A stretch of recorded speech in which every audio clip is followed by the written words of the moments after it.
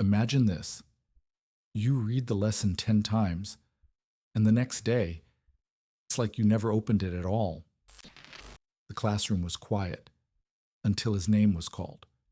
Salim, can you repeat what we studied yesterday? He tried, but nothing came out. Not a single word, just silence. The teacher sighed, as if he already knew. 0. A number so small, yet it felt so heavy.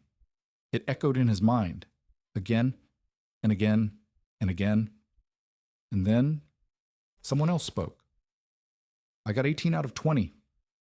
Same class, same lesson, but a completely different world. He looked down, and for the first time, he started to doubt himself. That night, he tried again. He read, and read, and read, but the words wouldn't stay. It was like trying to hold water in a broken hand. Frustration turned into anger, and anger into something heavier. Why can't I remember anything?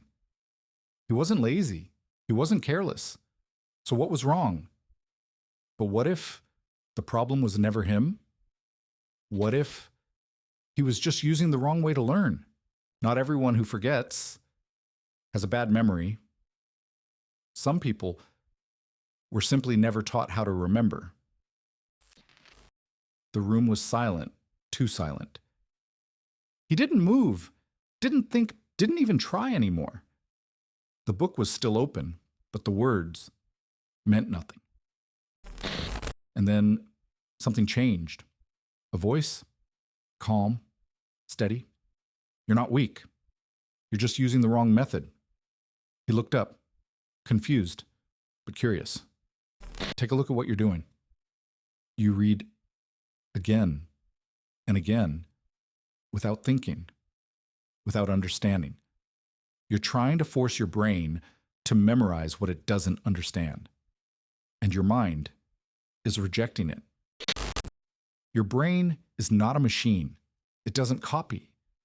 It connects. If you want to remember, you have to understand first. Turn words into meaning, ideas into images, information into something real. This time, he didn't just read. He stopped. He thought, he asked, what does this actually mean? And suddenly, something clicked. The next day, his name was called again. Salim, answer. He paused, not because he forgot, but because he was choosing his words. And then he spoke, not perfectly, but clearly. For the first time, he understood what he was saying. Understanding changed everything, but it wasn't enough. Because even when you understand, you can still forget. So the question is, how do you make it stay? Understanding helped him begin, but it wasn't enough to make him remember. Because memory is built over time, not in one moment. First, he learned to review at the right time, instead of cramming. Then he stopped reading passively and started recalling from his mind. He also began connecting ideas and turning them into images and stories. And finally, he broke big information into small, simple parts. Step by step, everything became clearer. And on exam day, there was no fear anymore. He wasn't lucky.